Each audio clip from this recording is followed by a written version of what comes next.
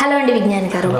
Shaakuntalam cinema trailer release అయింది. So ఈ మంత్లో రాబోతుంది కాబట్టి అందరికీ దాని మీద ఒక ఎగ్జైట్మెంట్ ఉంది, ఏం జరగబోతుందా అని. అయితే ఇప్పుడు ఎప్పుడైతే ట్రైలర్ వచ్చిందో అది సమంతను ఉద్దేశించే అదే డైలాగ్స్ కూడా అదే ఉంది, మనం చూడొచ్చు. సో సమంతను ఉద్దేశించి, సమంత లైఫ్ను ఉద్దేశించే ఈ సినిమాలో కొన్ని డైలాగ్స్ రాశారు అని ఏం చెప్తారు? నీ కష్టాలను పంచుకోగలం కానీ నీ కర్మను మాత్రం పంచుకోలేం. ఇది వ్యవహారం. సో ఇప్పుడు ఈ వ్యవహారం చూసుకుంటే యాక్చువల్లీ సర్లే వీళ్ళకి ఏ డైలాగ్ వచ్చినా ఇలా ప్లెజెంట్ కనెక్ట్ చేయడం అనేది ముందు నుంచి చూస్తున్నాము. ఈ రకంగా చూసుకుంటే ఇంతకుముందు యశోద టీజర్ రిలీజ్ అయింది ఫస్ట్ ట్రైలర్ కంటే ముందు. దాంట్లో కూడా నా జీవితంలో ఏది నేను అనుకున్నట్టు జరగలేదు, అన్నీ నాకు ఉల్టా జరిగాయి అని చెప్పేసి వచ్చింది, గుర్తుందా? అప్పుడు అందరూ ఏమన్నారు, ఓహో భలే చెప్పింది సినిమా, గట్టి సమాధానం చెప్పింది ఈ సినిమా నుంచి అని. అలాగే నాగ చైతన్య థ్యాంక్ యూ సినిమాలో కూడా కొన్ని డైలాగులు వేశారు ఈమె విషయం పైన. అంటే ఈమె విషయం పైన కాదు, ఏదో విషయం పైన వాళ్ళు డైలాగులు వేస్తే ఈమెను కనెక్ట్ చేసుకొని చూశారు. సో ఇలా వీళ్ళు ఏం చేస్తున్నారంటే, అంటే వీళ్ళు చేస్తున్నారో చేయట్లేదు అనేది ఫస్ట్ పక్కన పెడతారు. వీళ్ళకి తెలియకుండా కూడా డైరెక్టర్స్ రాయొచ్చు వాళ్ళ సినిమా హైప్ కోసం, అవునా కదా? అంటే యాక్చువల్గా వాళ్ళ పాయింట్ ఆఫ్ వ్యూ కూడా అదే ఉంటుంది, ఇలా జరుగుతుంది కాబట్టి ఇది రాస్తే మన సినిమాకి ప్లస్ అవుతుంది. సేమ్ ఇప్పుడు అదే వీరసింహారెడ్డి సినిమా ఉంది, వైసీపీని టార్గెట్ చేస్తూ బాగా డైలాగ్స్ రాసుకున్నారు. పేరు మారిస్తే చరిత్ర మారిపోదు, అంతే కదా, ఇట్లాంటివి ఉన్నాయి. వాళ్ళు బాలకృష్ణ గారి సినిమాలో చిరంజీవి గారికి సంబంధించి, చిరంజీవి గారి సినిమాలో బాలకృష్ణ గారికి సంబంధించి ఎన్ని డైలాగ్స్ ఉంటాయి. సో ఈ రకంగా చూసుకుంటే వాళ్ళ మధ్యలో చాలా ఉంటాయి. అండ్ ఈవెన్ తెలుగు మంచి మనం సినిమాలోనూ కూడా, జిన్నాలో కూడా ట్రోలర్స్ జాగ్రత్త, నోరు తీస్తా తాట తీస్తా అన్నట్టు కూడా ఉంది. నన్ను ట్రోల్ చేశారంటే ఏదో చేస్తారు. సో ఇట్లా ఎవరైనా సరే సమాధానం చెప్పాలని అనుకుంటారు, అది పెద్ద విషయం ఏం కాదు.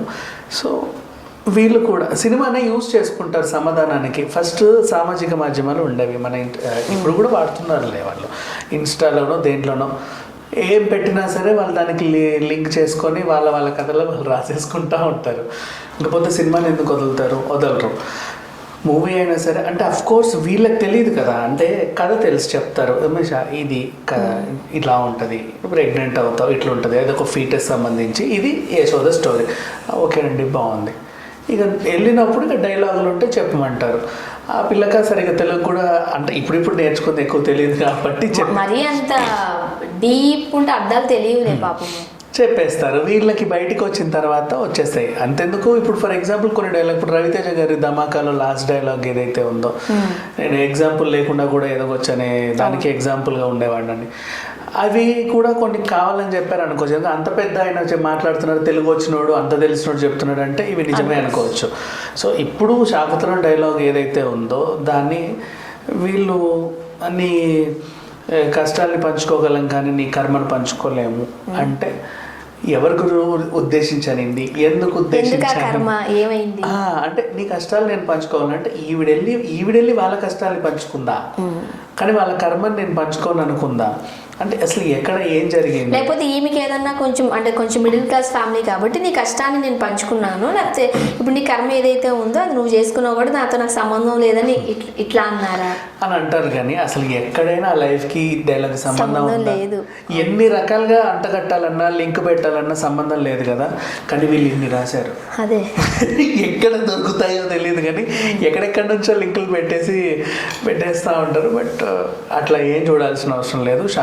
శాకుంతలంలానే చూడాలి. నెక్స్ట్ వీకే రిలీజ్ అంటే ఇప్పుడు ఇది రావణాసురం పోతే వచ్చే ఫ్రైడేకే శాకుంతలం మన ముందు ఉంటుంది. సో రిలీజ్ ట్రైలర్ అని రిలీజ్ చేసుకున్నారు, ఏదో ఒక కొత్త ఉంటుంది. ఇంతకుముందు ఒక ట్రైలర్ రిలీజ్ చేస్తే చప్పగా అయిపోయింది. చప్పగా ఇన్ కేసు అప్పుడే విడుదల అవుతుంది అని చెప్పేసి ట్రైలర్ రిలీజ్ చేస్తే అది అప్పుడు కాదట అని తెలిస్తే ఇప్పుడు వచ్చింది. సో ఇప్పుడైనా ఒక రిలీజ్ ట్రైలర్ ఉండాలి కదా అని చెప్పేసి నెక్స్ట్ ప్రీ రిలీజ్ ఈవెంట్లు, సక్సెస్ మీట్ తర్వాత ప్రీ రిలీజ్ ఈవెంట్లు, ఏదైనా trailer launch event, trailer release చేస్తారు కాబట్టి ప్రీ రిలీజ్ ఉంటుంది, లేదా complete music album release event, ఏదైనా ఒకటి ప్లాన్ చేసి ఇప్పుడు వీళ్ళకి ప్రమోషన్స్ అవసరం కదా, దాని రకంగా వెళ్తున్నారు. ఇప్పుడు దీన్ని కథ ప్రకారంగా చూడు, నీ కష్టాన్ని నేను పంచుకుంటాను కానీ నీ కర్మని నేను పంచుకోలేను అంటే కథలో భాగమేమో, కథలో కదా ఈవిడ శాకుంతల, దుష్యంతుడు అలా ఉండొచ్చు కదా, ఆ రకంగా చూడవచ్చు కదా. కథ ప్రకారంగా ఎందుకు ఆలోచించాలి? ఎప్పుడు క్యారెక్టర్స్ని life-నే- కూడా పర్సనల్గా తీసుకోవాలి. ఇంకా చెప్పాలి, ఇది కొత్త సినిమా అయితే నువ్వు దాన్ని పర్సనల్ లైఫ్తో అంటగడితే అవును అనుకోవచ్చు. అవును.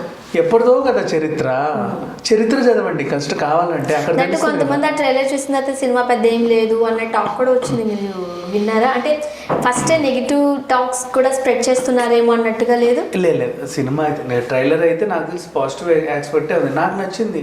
అంటే నాకు నచ్చితే అందరు నచ్చాలని లేదు. అది అంటే కొంతమంది ఏముంది లేదు ఆ సినిమా హిట్ అంత లేదు, ఆ హీరో ఎట్లా ఉన్నాడు, ఇట్లా చాలా మాటలు వస్తున్నాయి. బాగానే ఉన్నాడు కాదు మనకు కొత్త అట్లా అట్లా అంటే మనం అబ్బాయి మంచి సినిమాలు ఉన్నాయి కదా, ఉన్నాయి బాగుంటాడు అందంగా తీసాడు, బాగానే ఉన్నాడు. అండ్ నెక్స్ట్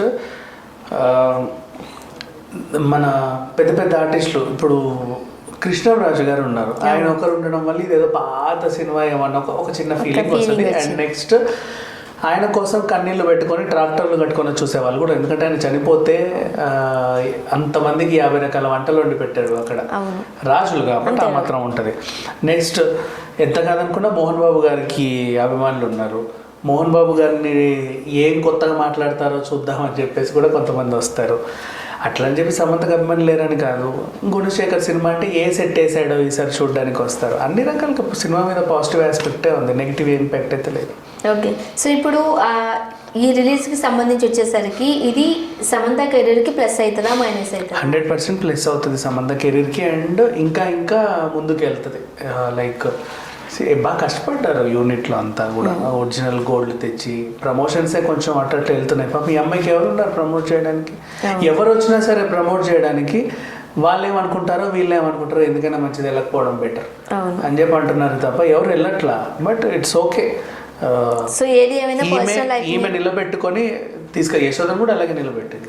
ఇది కూడా మంచిగా ప్రమోషన్స్ లో పాల్గొంటుంది పాపం అమ్మాయి. ఏది ఏమైనా మంచి జరగాలని కోరుకుందామండి. Thank you so much. ఈ రకంగా చూసుకుంటే ఇంతకు ముందు యశోద టీజర్ రిలీజ్ అయింది ఫస్ట్ ట్రైలర్ కంటే ముందు.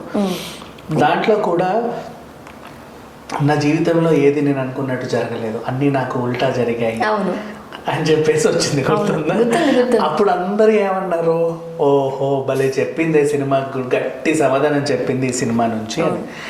అలాగే నాగ చైతన్య థ్యాంక్ యూ సినిమాలో కూడా కొన్ని డైలాగులు వేశారు ఈమె విషయం పైన. అంటే ఈమె విషయం పైన కాదు, ఏదో విషయం పైన వాళ్ళు డైలాగులు వేస్తే ఈమెను కనెక్ట్ చేసుకొని చూశారు. సో ఇలా వీళ్ళు ఏం చేస్తున్నారంటే, అంటే వీళ్ళు చేస్తున్నారో చేయట్లేదు అనేది ఫస్ట్ పక్కన పెడతారు. వీళ్ళకి తెలియకుండా కూడా డైరెక్టర్స్ రాయొచ్చు వాళ్ళ సినిమా హైప్ కోసం, అవునా కదా? అంటే యాక్చువల్గా వాళ్ళ పాయింట్ ఆఫ్ వ్యూ కూడా అదే ఉంటుంది, ఇలా జరుగుతుంది కాబట్టి ఇది రాస్తే మన సినిమాకి ప్లస్ అవుతుంది. సేమ్ ఇప్పుడు అదే వీరసింహారెడ్డి సినిమా ఉంది, వైసీపీని టార్గెట్ చేస్తూ బాగా డైలాగ్స్ రాసుకున్నారు. పేరు మారిస్తే చరిత్ర మారిపోదు, అంతే కదా. ఇట్లాంటివి ఉన్నాయి. వాళ్ళు బాలకృష్ణ గారి సినిమాలో చిరంజీవి గారికి సంబంధించి, చిరంజీవి గారి సినిమాలో బాలకృష్ణ గారికి సంబంధించి ఎన్ని డైలాగ్స్ ఉంటాయి. సో ఈ రకంగా చూసుకుంటే వాళ్ళ మధ్యలో చాలా ఉంటాయి. అండ్ ఈవెన్ తెలుగు మంచి మనో సినిమాలోనూ కూడా, జిన్నాలో కూడా ట్రోలర్స్ జాగ్రత్త నోరు తీస్తా తాట తీస్తా అన్నట్టు కూడా ఉంది. నన్ను ట్రోల్ చేశారంటే ఏదో చేస్తారు. సో ఇట్లా ఎవరైనా సరే సమాధానం చెప్పాలని అనుకుంటారో అది పెద్ద విషయం ఏం కాదు. సో